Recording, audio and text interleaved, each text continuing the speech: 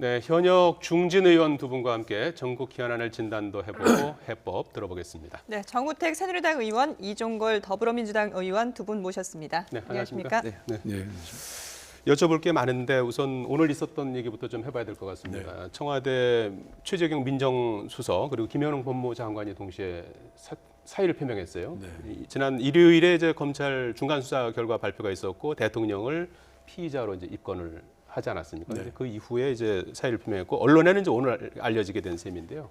배경이 뭐라고 보십니까? 우선 좀 말씀해 주시겠습니까? 지금 말씀대로 지난 일요일 날 검찰 중간수사 발표되고 아마 그 다음날 월요일 날 사의를 표명을 한 걸로 알고 있는데 그게 오늘 이제 밝혀진 것 같습니다. 그래서 지금 그것을 봤을 때 여태까지 이제 대통령께서 참고인 신분이라는 얘기를 하다가 이제 피의자 신분으로 중간수사 결과에서 그런 명분으로 발표가 되니까 아마 그 검찰을 책임지고 있는 사람의 입장에서는 검찰이 결국 대통령을 피의자로 신분으로 이렇게 얘기를 했을 때 그 검찰의 수장이 그 뭐라 그럴까요? 거기에 더 있기가 여러 가지 제약을 받고 또 검찰이 그런 거 한 것에 대해서 수장으로 더 있는다는 것이 여러 가지가 좋지 않겠다 이런 판단을 해서 아마 사의를 표명한 게 아닌가 저는 그렇게 생각을 하고 있습니다. 그런데 그 최재경 민정수석 같은 경우는 임명장을 받은 지 사흘밖에 되지 않았어요. 일주일밖에 안 됐죠. 일주일도 안 됐습니다. 18일 날 받고 바로 또 이렇게 사의 표명을 했단 말이죠. 그 결심도 쉽지 않았을 것 같은데요. 지난번 이제 임명장은 좀 늦었습니다만 비서실장보다도 먼저 선임되지 않았습니까? 그래서 저희들은 그때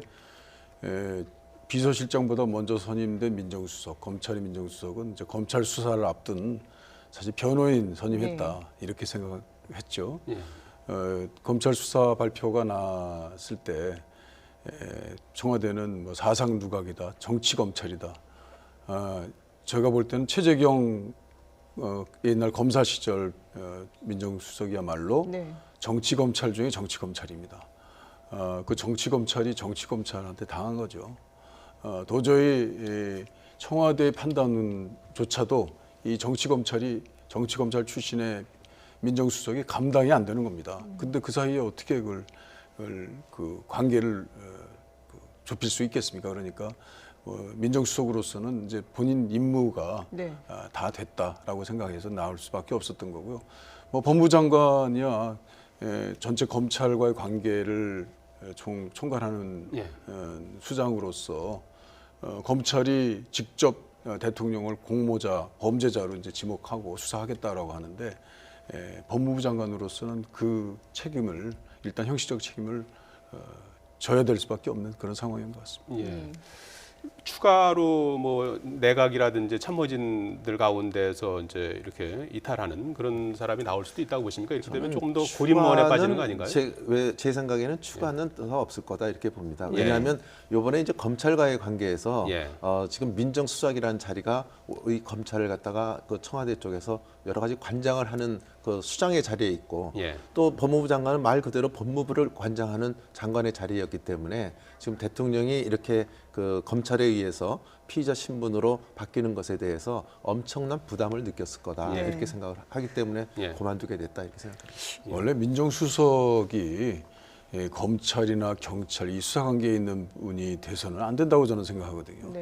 오히려 그 검찰의 수사와 초연해서 대통령의 주변, 대통령의 친인척, 대통령의 잘못된 어떤 법률적인 그 의혹들 이런 것들을 민정 시찰하듯이 정말 대통령의 측근에서 그걸 보호하고 이어져야 되는 건데 오히려 검찰이 대통령에 대한 혐의점을 진상 규명, 실체적 진실을 밝히겠다라고 하는 것을 방어하는 그야말로 친정을 방어하는 그런 이제 구도를 만들어낸 대통령 임명 방식이 벌써 잘못된 것입니다. 그렇기 때문에 이거는 이미 대통령이 공모자 범죄자로 된 순간 성립될 수 없는 그런 관계였다고 저는 생각할 수밖에 없습니다. 조금은 다른데 검찰은 결국 검찰 공무원 아닙니까? 그러니까 그건 대통령이 임명할 수밖에 없어요. 그러니까 모든 법 앞에 국민이 평등한 건 똑같은 건데 다만 이제 요번 케이스 같은 경우에는 정말 희귀한 케이스 아닙니까? 임명권자에 대해서 그 피의자 신문에 조사를 하는 이런 사태가 벌어졌기 때문에 네. 아마 이것은 검찰 수장으로서 예. 뭐 도의적 또는 여러 가지 정치적으로 더 머물 수가 없지 않았겠나 그런 판단을 하지 않았겠나 이렇게 생각을 합니다. 검찰 중간 수사 결과 나온 뒤에 청와대에서 아마 세 번째 대국민 뭐 담화나 입장 표명이 있지 않을까 하는 그런 기대가 있었는데 하여간 뭐 월화수 이렇게 지금 시간이 지나고 있거든요. 그 문제하고 지금 시점에서 대통령 거취와 관련해서는 어떤 입장이신가요? 그러니까 지금까지 대통령의 인식으로는 민정수석을 검찰 수사의 방어용으로 변호용으로 이렇게 사용하겠다라고 한 그 생각들을 버리지 않는 한 네. 이제 더 이상은 그런 개념으로 여기 민정수석이 올 분은 없을 거라고 생각합니다. 이제 예. 무너졌다고 보는 것이죠. 대통령이 더 이상 이제 본인들이 믿던 말씀하신 것처럼 임명해서 나라의 어떤 그 안전 안보를 지켜야 되는 그런 최종 수사의 책임자들이 이제 대통령에게 총꽃을 겨누는 상황이기 때문에요. 예. 대통령으로서도 이제 갈 데가 없는 것이죠. 저는 비극적인 상황이 벌어지지 않고 정말 대통령이 질서 있는 퇴진을 빨리 통과하셔서 국민들이 더 이상 이렇게 많은 고통 당하지 않도록 하는 게 저는 대통령이 가장 최선의 길이다 이렇게 생각합니다. 구체적으로 어떤 절차부터 하는 게 우선이라고 보십니까? 이제 본인을 지근해서 법적으로 또 이 수사받고 있는 그런 몰리고 있는 상황을 여러 가지 논리적으로 방어해 줄 사람이 이제 없는 것이지 않겠습니까? 예. 네. 그런 상태에서 대통령이 어떻게 버티겠습니까?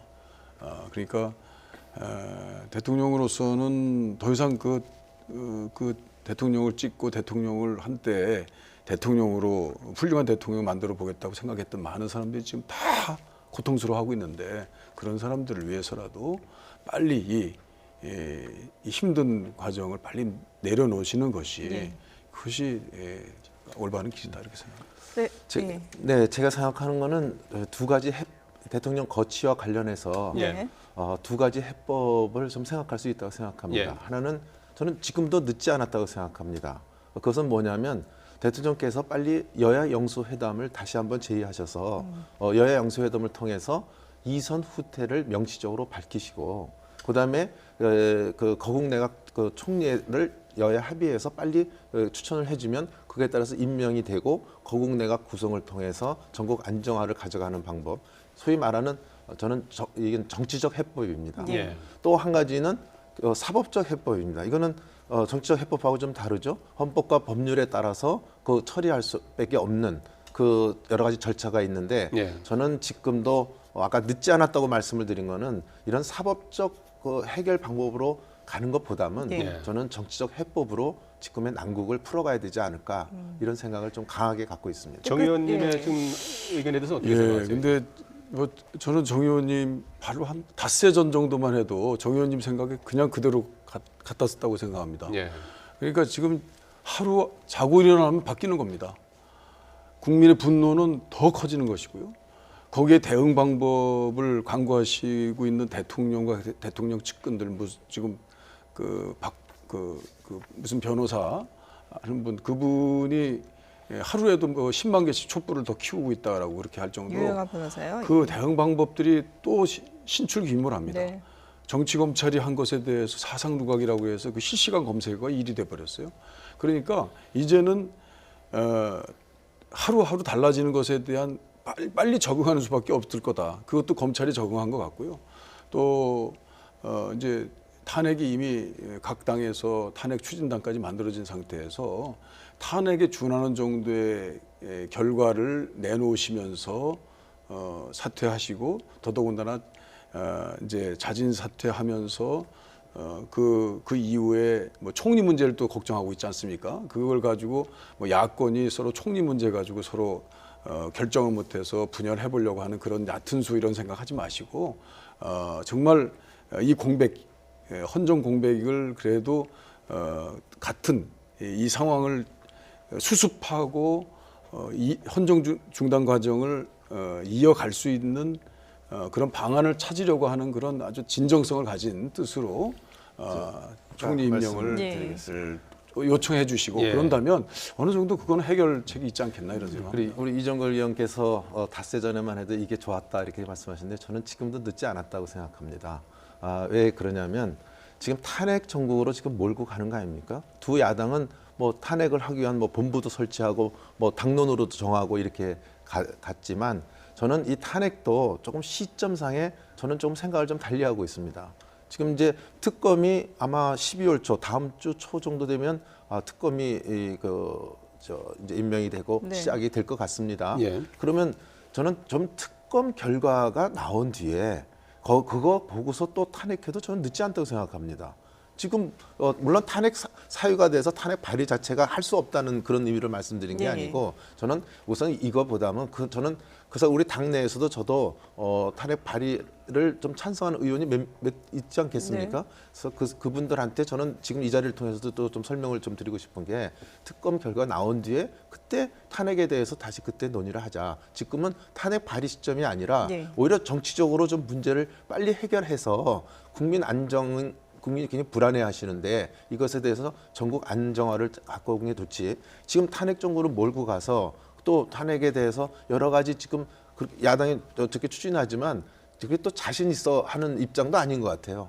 또 저희 당도 제가 좀 의원들을 분석하기에는 예. 또 탄핵 발의에 동의하는 분들도 그렇게 많지가 않습니다. 그러니까 많지 않다는 거는 절대 다수가 아니라는 얘기죠. 예. 예, 그런 점에서 봤을 때 이런 불안으로 가고 이 탄핵으로 가는 것은 정말 마지막 수단이다. 저는 그렇게 생각을 하기 때문에 우리 정치권에서는 지금 그런 거국내각 구성이라든지 이런 걸 통해서 우선 하고 대통령이 이슈 후퇴하는 명시적 그 발표를 하고 거국내각을 발족시켜서 이 전국은 전국대로 가야 되지 않겠느냐. 저는 이런 생각을 강하게 근데 그 합니다. 말씀하신 정치적인 해법은 일단 이제 그 대통령의 결단이 필요한 부분이고 이제 그러다 보니까 정치권에서 실질적으로 할 수 있는 것은 탄핵밖에 없다라는 이제 의견들이 모아지는 것 같은데 오늘 김무성 전 대표가 대선 불출마를 선언을 네. 하면서 탄핵에 힘을 싣겠다라고 얘기를 하지 않았습니까? 저는 그럼 여당 내에서도 의견이 그 아직 문제에 모아지지 대해서는 않는군요. 여당 내에서도 그건 예. 전혀 그 소위 지금 다수가 아니라는 말씀 내가 이 자리에서 분명히 네네. 드릴 수 있고요. 예.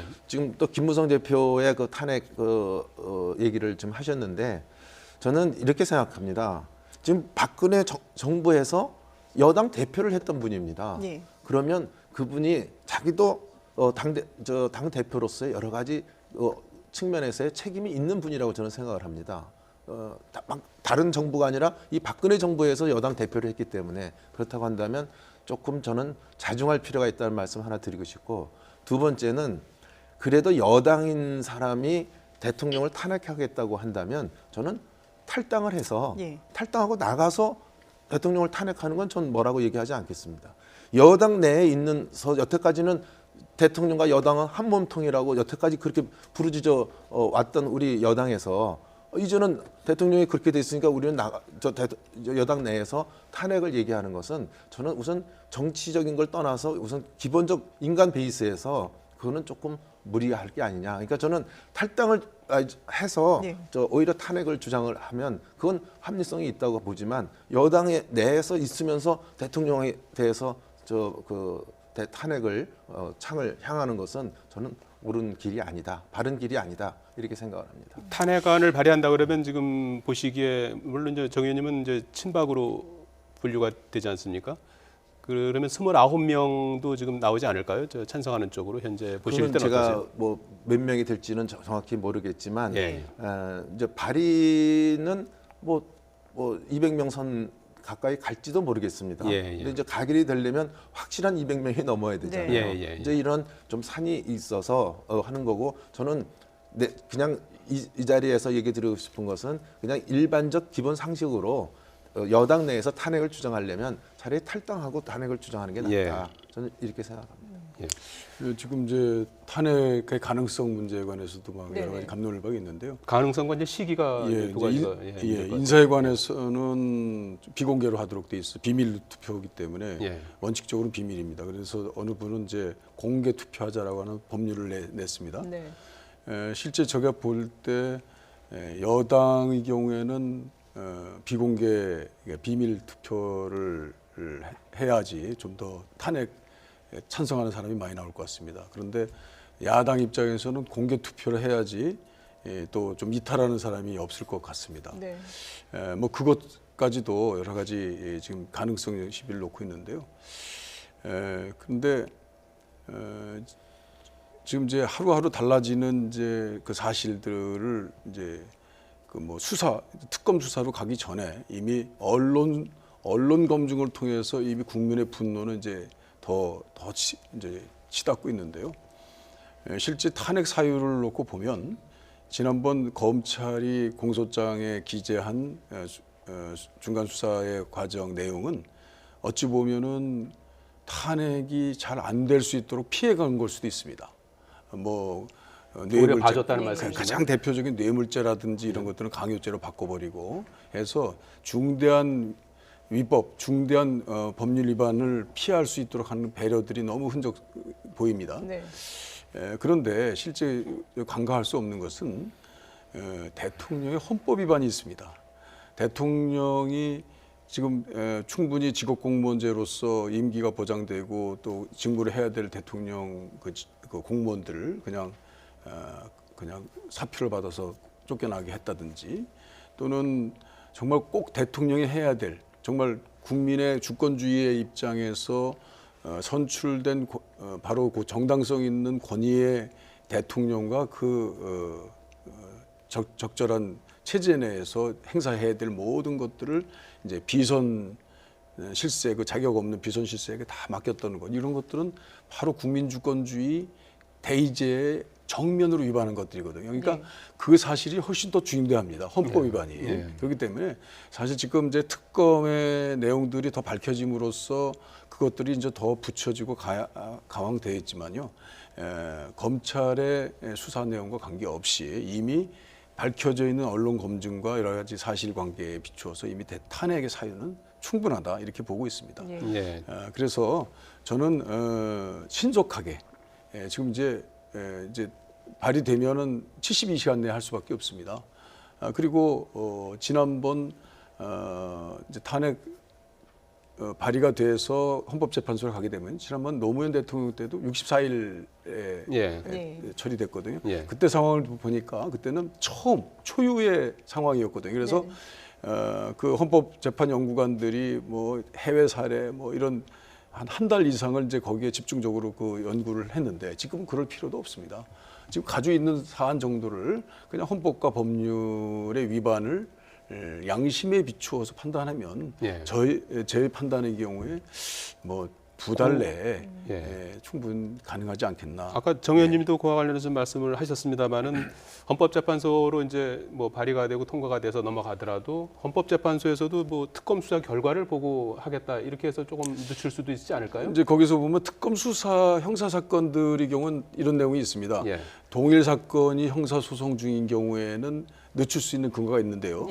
근데 이것은 사실 동일 사건은 아닙니다. 왜냐하면 공범자이기 때문에 인적 물적 동일성이 인정되지 않기 때문에 대통령의 사건이 그대로 형사소송 중이지 않기 때문에 그것도 늦출 이유가 반드시 있는 것은 아니지만 하나의 근거는 될 수 있습니다. 그러나 지금 제가 말씀드린 것처럼 형사상의 법률 위반보다는 직접적으로 헌법 위반한 내용들이 너무 중요합니다. 그렇기 때문에 제가 볼 때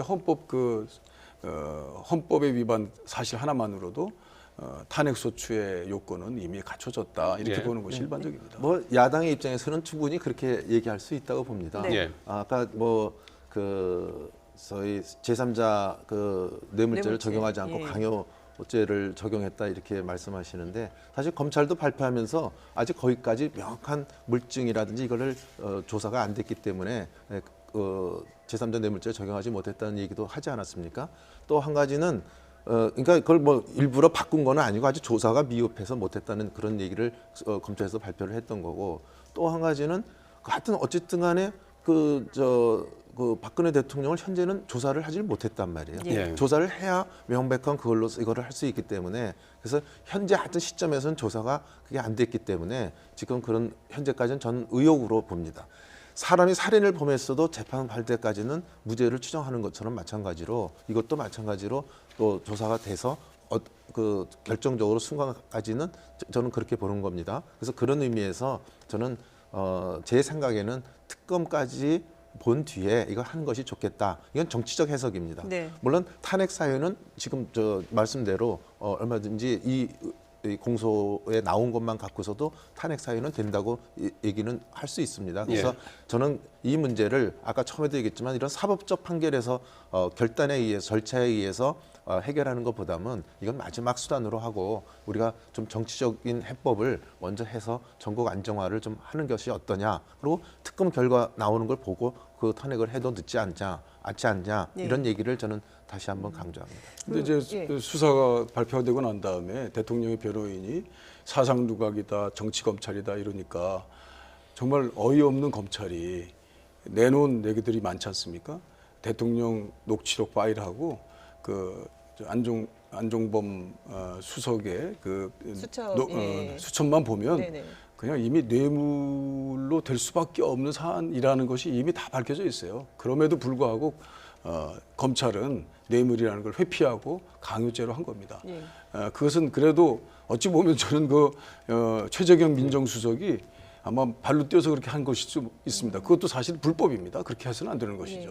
그건 그랬음에도 너무 불구하고. 축으로 얘기하시면 그건 안 되고요. 예. 근데 지금 정치적으로 해법을 좀 정리를 했으면 좋겠다라고 말씀을 하셨는데 사실 뭐 국민들도 정치권에 그런 걸 바랬지만 여권은 여권대로 야권은 야권대로 너무 서로 다른 얘기들을 하고 또 뭐 셈법을 하다 보니까 사실 그동안에 한 목소리를 못 냈던 게 사실이지 않습니까? 그렇습니다. 예, 그 부분에 대해서 지금 새누리당 내도 갈등이 많은데 이 부분부터 좀 봉합을 해야 되지 그래서 않을까요? 제가 그 여야 간의 대화를 할 수 있는 거는 저는 영수회담이라고 생각을 했던 것이고요. 네. 우리 당내에서도 사실은 솔직히 말하면 소위 주류와 비주류와의 그 어떤 대화가 굉장히 적어서 요번에 그 3+3 그 주류와 중진협의체. 비주류 중진협의체 예. 6인을 구성한 것도 좀 그 거기를 통해서 대화 채널을 통해서 서로의 의견을 조율하고 또 지금 많은 의원들이 그 이정현 대표는 1월 20일 날 전당대회를 하겠다 그랬지만 사실은 저 자신도 거기에 대해서 그렇게 좋은 생각이 아니다 이렇게 생각을 하고 있습니다. 네. 그래서 비대위를 구성을 빨리 해서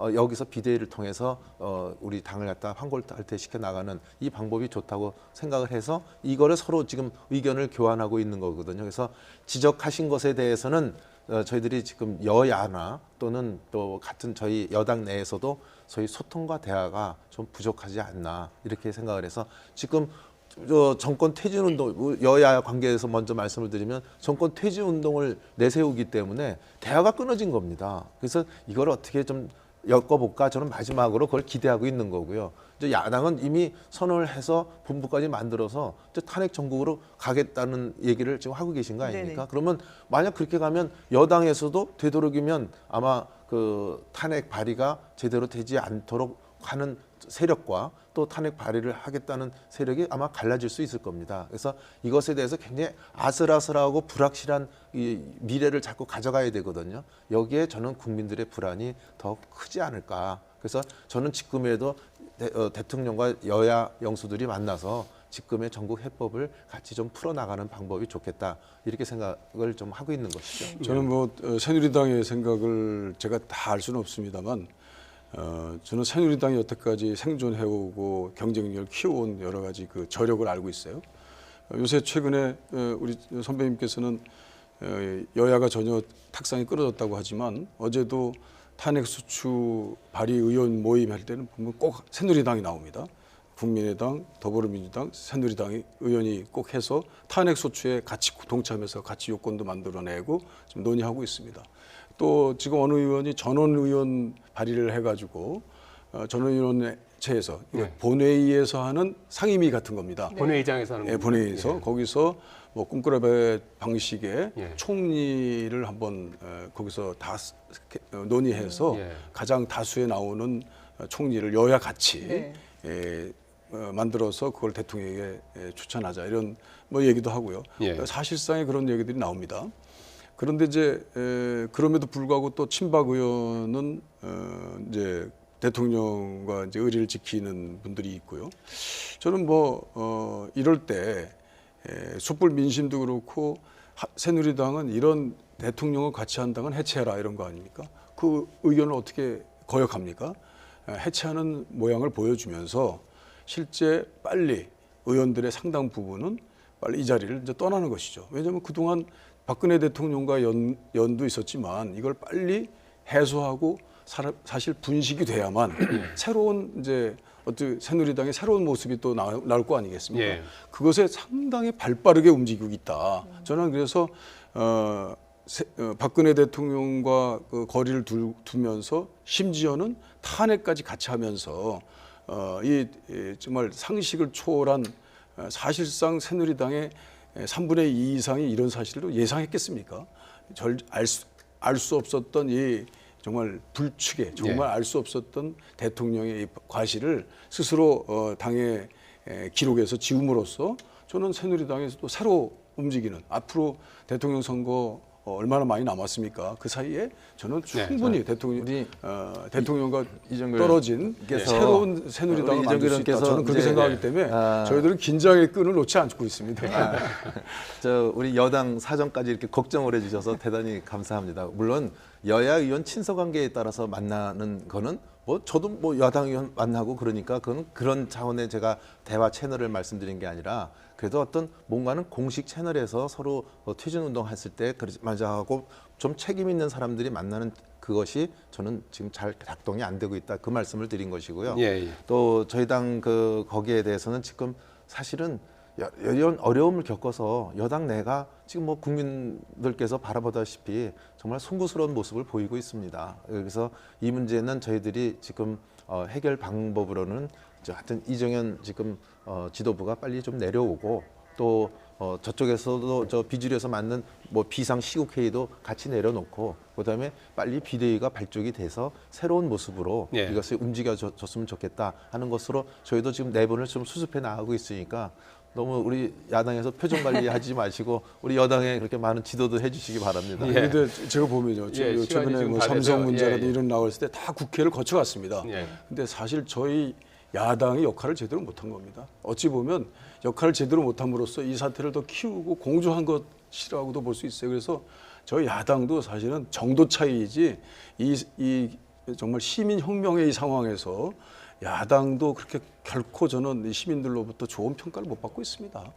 그런 점에서 야당도 여론조사상으로 보면 여당도 떨어지지만 야당이 또 그 상대적으로 올라가는 건 또 아닌 걸로 이렇게 지표상으로 나오는 거 보면 우리 이정걸 의원 말씀이 옳은 것 같다 이렇게 생각합니다. 현 정국에 대한 진솔한 대화를 해주신 것 같아서 감사드리겠습니다. 현역 중진 의원 두 분 모시고 전국 현안을 좀 짚어봤습니다. 정우택 새누리당 의원, 이종걸 더불어민주당 의원 두 분 수고해 주셨습니다. 고맙습니다. 고맙습니다.